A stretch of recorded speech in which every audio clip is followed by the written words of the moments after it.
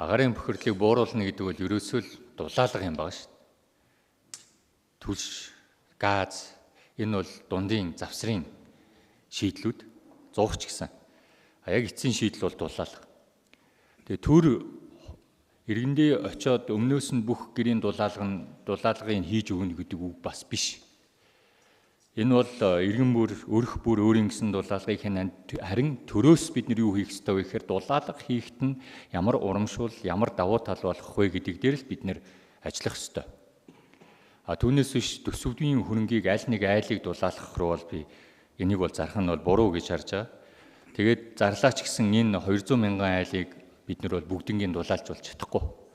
Тэгэхээр жил ирэх тусам хэдүүлээ энэ урамшууллын системээ тодорхой болгоод яг энэ дулаалга хийгээд хариуцлагатай байгаа өрхөд бид нар ямар урамшуул болох юм бэ? Газнаас илүү, түлшнээс илүү, зуухнаас илүү энэ урамшууллуудаа тодорхой болгох ийм саналтай байна. Тэгээд одоо энэ агаарын чанарыг сайжруулах бүс буюу 2025 оны 7 сарын 22-ны өдөр гаргасан энэ бүсийг шинжилэн тогтоохоор энэ тогтоол дотор бол Сүхбаатар дүүргийг бол нь оруулсан. Төвийн Сүхбаатар дүүргийн энэ гэр хороолтой хороонуудыг бол оруулсан. Тэгэхээр би одоо юу асуух гэж байна гэхээр сая бол ингээд Чингэлтэй дүүргийн 3000 орчим, Баянгол дүүргийн 900 орчим өрхийн байшин гэрийн дулаалгыг хийсэн байна л да. Тэгээ Сүхбаатар дүүрэгт одоо хэдэн дулаалга хийчихэд байгаа вэ? Энэ танилцуулгадаг болохоор одоохондоо бол хийгдээгүй байна гэж харж байна. Тэгэхээр хизээ энийг явуулах юм бэ? Нэг дэх асуулт. За хоёрт нь энэ кокссон шин түлш орж ирж байгаа. Тэгээ бидний 2019 оны гашуун туршлага байгаа шүү. Ямар гашуун туршлага байгаа вэ гэхээр бид нэр хангалттай тухайн үед бол мидлинг гэдэг түлш бол нэвтэрж ирсэн. Тэгээ би бол гэр хорооллын айл өрхүүдээр өөрөө яваад энэ угаарын хийгийн хэмжилтийг хийгээд тэгээд энэ айлуудтай санал бодлыг нь бол солилцоод бол явсан. Тэгэхэд надад юу гэж хэлж ийсэн бэ гэхээр тэр угаартах эрсдэл нь байгаа ч гэсэн огт түлш нийлүүлэхдэггүй байна. Тухайн үед яасан бэ гэхээр хомсдол үүссэн. Тэгэхээр би юу гэж хэлэх гээд байна гэхээр энэ гашуун туршлагатаараа үндэслээд манайхан сар болгон танилцуулмаар байна. За тэдэн түлш бэлэн байна. Хомсдохгүй. Энийг бол одоо нийт Улаанбаатарын бүх өрхөд бол энийг баталгаа өгж ингээд сар болгон нийт хэр байгааг бол ингээд танилцуулж ямаар байна. Тэгээ одоо энд хангалттай нөөцлж байгаа эсэх тал дээр бас амар төвшин дараагаас хариулж өгөөч ээ. Асуулт бол хангалттай байна уу? Байхгүй бол хизээ хангалттай нөөц бүрдэх вэ гэдэг дээр асуулт асууя. Гурав дахь нь энэ шахмал түлшний шинжилгээ байна л да энэ танилцуулга дээр орж ирж байгаа. Тэгээ би нийт төлөөлөгчдөө хандаад хэлэхэд бол энэ шинжилгээнд дэр бид нар маш нарийн хандах ёстой шүү. Яагаад би тэгж хэлээд байна гэхээр яг нэг төрлийн нүүрсийг за мидлинг гэдээ аваад үзье. 17 төрлийн өөр зуухан дээр шатаахад гарж байгаа угаарын хий, гарж байгаа тоосон цэрийн хэмжээ бүгд өөр гардаг. Тэгэхээр ямар түлшийг ямар зуухан дээр түлж байгаагаас хамаарат энэ маань эргээд угаарын хэмжээ, тоосон цэрийн хэмжээ гарч байна. Биднэрт энд орж ирсэн танилцуулган дээр бол нэгэн зуухан дээр туршилт хийгээд танилцуулж байгаа хэлбэр шүү. Тийм учраас бид нар энэ бүх одоо миний санал гэвэл энэ бүх туршилтын мэдээллүүдийг одоо бол нэг судалгаа бол хийцэн байна нэг зуухан дээр. Энэ судалгааны материалыг бүх датаг энэ төлөөлөгчдөө бүгдэнд нь авч өгөх хүсэлтэй байна.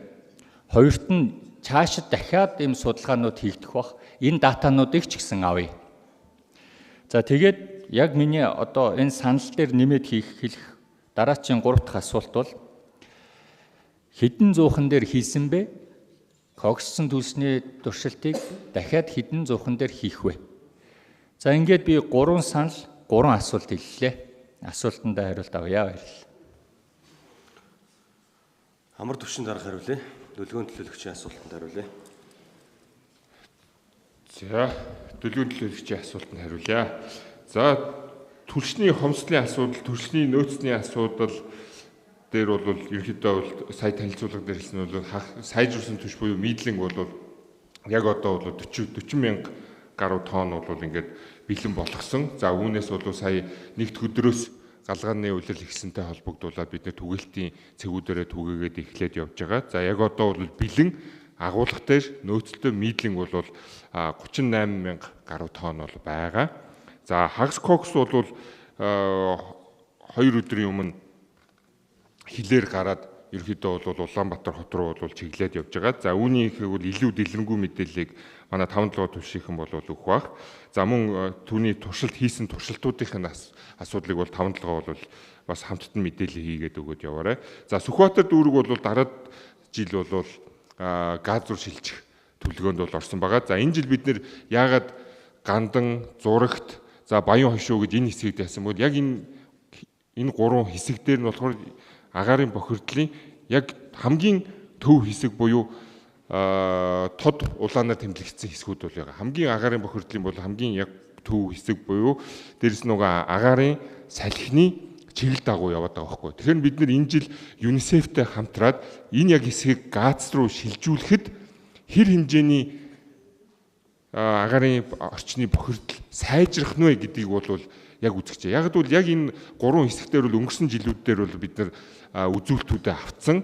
2018 оноос хойш бол энэ агаар орчны бохирдлын бүрэн үзүүлэлтүүд нь энэ гурван хэсгээр бол байгаа.